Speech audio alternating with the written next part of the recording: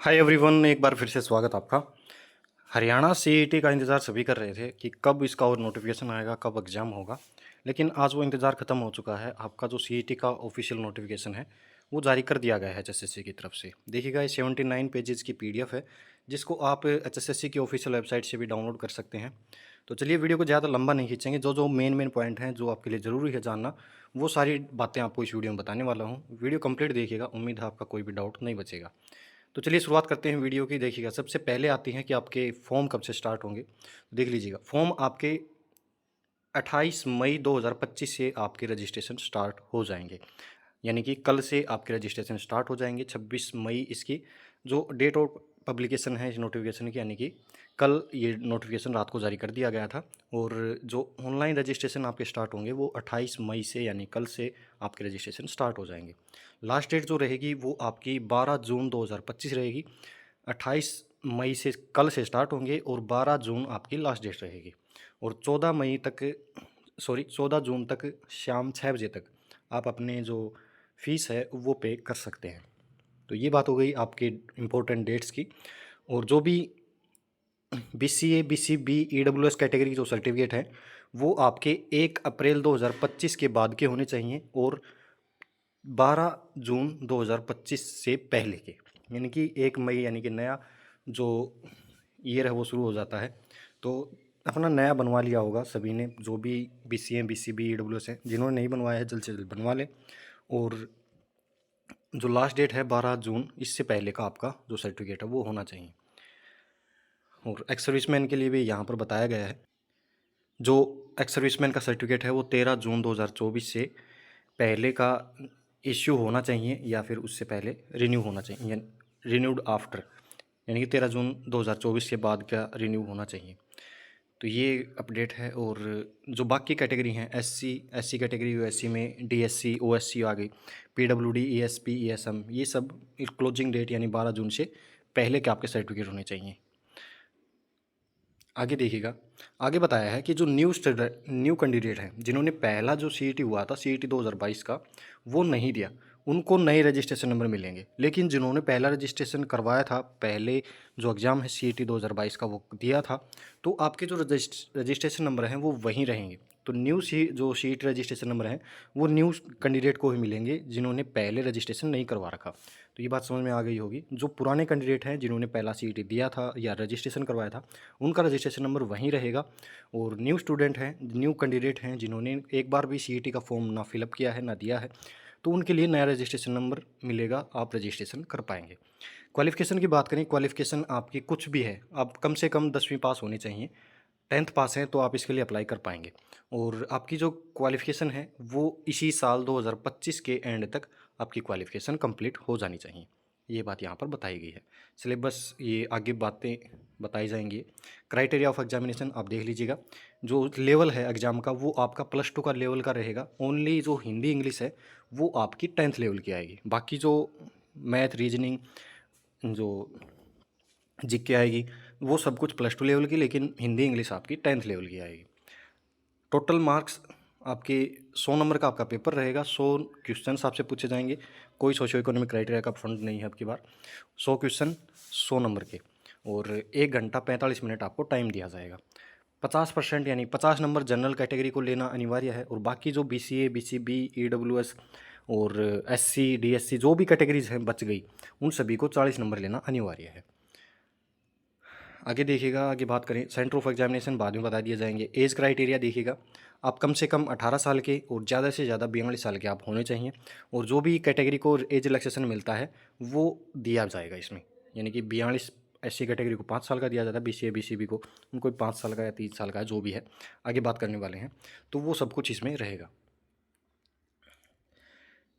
फिर आगे देखिएगा, जो बीसीए कैटेगरी है उनका फिर से यहाँ पर बता दिया गया है, दोबारा से रिपीट कर दिया गया है कि जो सर्टिफिकेट है 1 अप्रैल 2025 के बाद का और 12 जून 2025 से पहले का, यानी कि इसके बीच में आपका जो बीसीए, बीसीबी का जो सर्टिफिकेट है वो होना चाहिए। पहले का सर्टिफिकेट है 1 अप्रैल 2025 से, तो वैलिड नहीं होगा, रद्द हो जाएगा आपका फॉर्म, सिलेक्शन नहीं होगा, आपका फॉर्म रिजेक्ट होगा। और 12 जून 2025 के बाद का है तो भी आपका फॉर्म रिजेक्ट हो जाएगा। तो अपना फॉर्म जो सर्टिफिकेट है अभी बनवा लीजिएगा।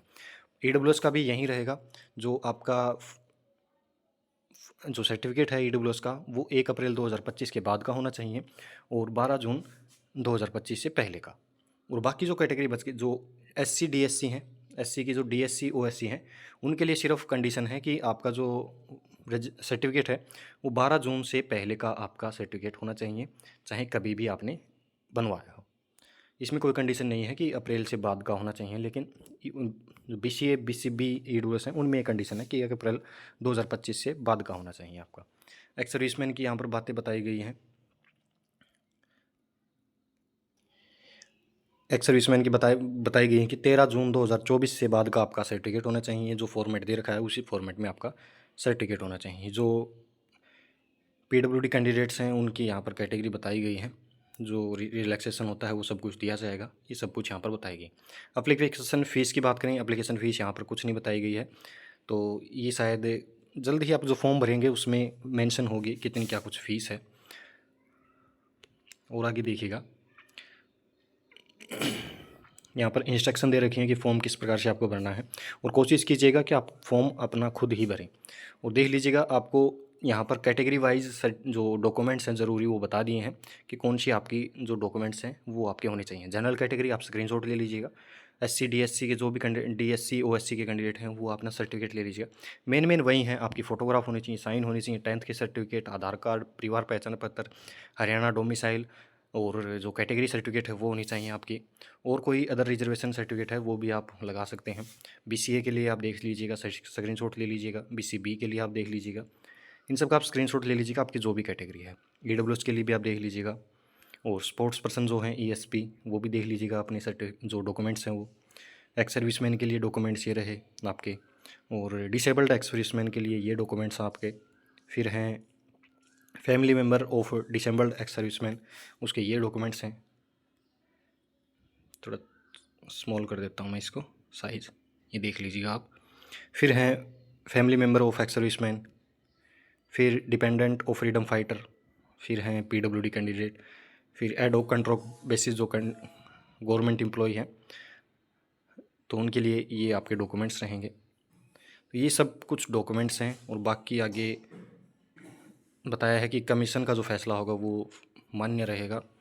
और यहाँ पर देख लीजिएगा, जो बाकी डिटेल दी गई है रिजर्वेशन वगैरह की। ये यहाँ पर बताया गया कि एग्ज़ाम में कौन कौन से जो इंस्ट्रूमेंट वो नहीं लेके जाने, क्या कुछ लेके जाना है, ये ज़्यादा ज़रूरी नहीं है। यहाँ पर वो सर्टिफिकेट के फॉर्मेट दिए गए हैं, तो आप देख लीजिएगा पीडीएफ डाउनलोड करके, यहाँ पर आपको सब कुछ मिल जाएगा। अब बात करें सीईटी के सिलेबस की, देखिएगा वो आगे निकालते हैं सीईटी का क्या कुछ सिलेबस रहना। यहाँ पर फीस दिया गया है कि जो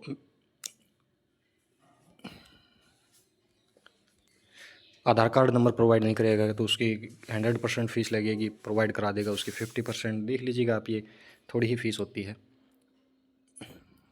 यहाँ पर देख लीजिएगा स्टैंडर्ड रेट 1000 रुपये एप्लीकेशन फ़ीस बताई है। अगर आधार कार्ड नंबर प्रोवाइड नहीं कराते हैं तो 1000 रुपये एप्लीकेशन फ़ीस रहेगी, नहीं तो बाद में आपकी 50% यानी 500 रुपये एप्लीकेशन फ़ीस रहेगी। ये एप्लीकेशन फ़ीस सभी के लिए रहेगी, चाहे आपने रजिस्ट्रेशन पहले करवाया हो न करवाया हो, सबके लिए सेम रहेगी। और यहाँ पर वहीं जो सरकार ने ग्रुप सी और डी के लिए गजट नोटिफिकेशन निकाला था वो यहाँ पर अटैच कर रखा है।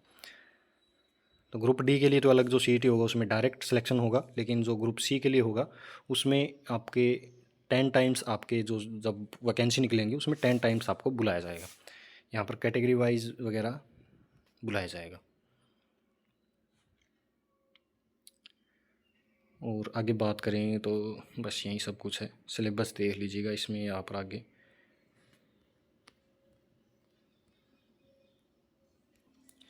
देखिएगा सिलेबस यहाँ पर अटैच कर रखा है कि 75% जो वेटेज रहेगी एग्जाम की, 75 जो क्वेश्चन रहेंगे वो general awareness, reasoning, quantity aptitude, math के रहेंगे, इंग्लिश, हिंदी और कंप्यूटर, ये सब कुछ रहेगा। और 25% आपकी जीके पूछी जाएगी, 25 क्वेश्चन आपके जीके के रहेंगे। फिर वहीं फीस वगैरह का बता रखा है, ज़्यादा लंबी नहीं करेंगे। सिलेबस कहाँ गया, ये रहा आपका सिलेबस। सिलेबस को ग्रुप सी जनरल अवेयरनेस के आप देख लीजिएगा, टॉपिक कौन कौन से हैं, वहीं history, polity, political, geography, economics सब कुछ आएगा। कंप्यूटर में सब कौन कौन से टॉपिक आएंगे वो सब कुछ दे रखा है। रीजनिंग के आप टॉपिक देख लीजिएगा कौन कौन से हैं। मैथ के जो टॉपिक हैं वो देख लीजिएगा आप। इंग्लिश के देख लीजिएगा, हिंदी के देख लीजिएगा। और हरियाणा जीके में सब कुछ आ गया हरियाणा का। तो ये थी कंप्लीट जानकारी। उम्मीद है कोई भी डाउट नहीं बचा होगा इसके रिगार्डिंग। एज रिलैक्सेशन दे लीजिएगा। शेड्यूल कास्ट को 5 साल का, BCA BCB को 5 साल का, ये सब कुछ एज रिलैक्सेशन आपको जो मिलता है वो भी मिलेगा इसमें। तो उम्मीद है कोई डाउट नहीं बचा होगा CET नोटिफिकेशन के रिगार्डिंग। आपकी कल से फॉर्म 28 मई से आपके फॉर्म स्टार्ट हो जाएंगे। 12 जून आपकी लास्ट डेट रहेगी और 14 जून तक आप अपनी जो फॉर्म फीस है वो जमा करवा सकते हैं। तो उम्मीद है कोई डाउट नहीं बचा होगा। और कोई भी डाउट हो कमेंट सेक्शन में आप पूछ लीजिएगा। तो मिलते हैं नेक्स्ट प्रकार के अपडेट में। धन्यवाद।